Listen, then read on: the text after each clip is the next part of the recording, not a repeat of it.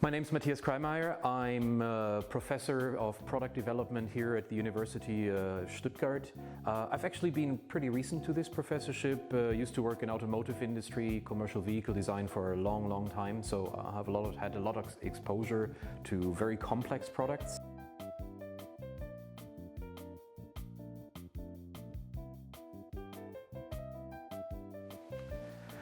So the DSM community is the group of people that have built continuity into the DSM conferences. And I think that's what I like because it's an international group.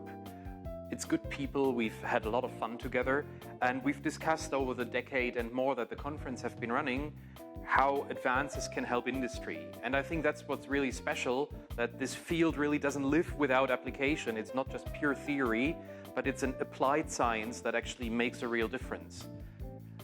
And that's what's good fun with this group. I think there's a second part to the DSM community, because the DSM community has always been attached to the Design Society. And the Design Society, as a head organization, has been giving us grounds to have an international network, to reach other researchers, to reach other people in industry, and have these discussions over the border of our own field. Because obviously complexity management is just one science in the larger field of engineering design.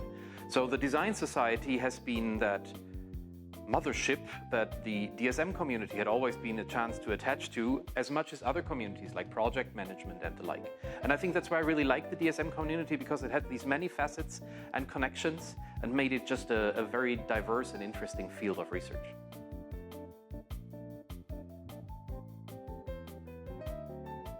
The DSM conference actually came about from a series of workshops that MIT ran back in the days, 15, 20 years ago.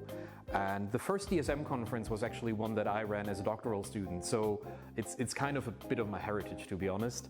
And I guess my first conference that I ran myself when I still was a doctoral student was my personal highlight. We did it at BMW at the time, at their conference center, at their headquarters in Munich. It was super exciting to meet the international crowd. We're about 50-50 industrial practitioners and academics, which we still are today to a large degree.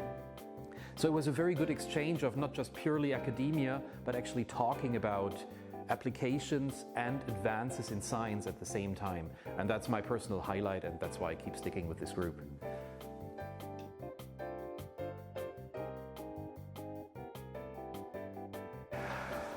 The 2024 event of the DSM conference, I think it marks a bit of a stepping stone. We've had our 25-year anniversary last year, so the question is now, how do we move forward? Do we talk about the same stuff all over again?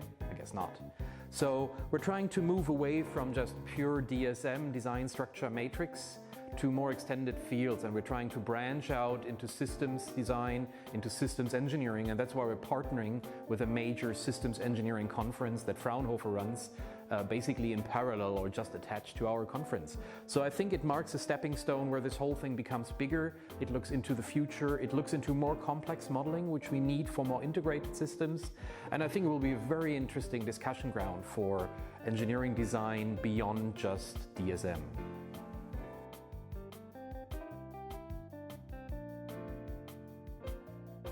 What needs to be said here is the DSM conference has for, I think, more than a decade now been an endorsed event by the Design Society. And the Design Society, as a head organization, makes sure that we stay international, that we work to high scientific quality standards, and at the same time branch out to reach more researchers. So I think from that point of view, it helps us being a quality, good conference according to scientific standards and not just talk about stuff. On the other hand, from an industrial point of view, and I think that's special for the DSM conference, we need to see applications and not just theories and methods, because only the application is what makes engineering real. So I think from that point of view, we try to offer as a conference that we have practitioners present real-world examples, and we have a specific strand of papers that we collect, which are more industrial applications.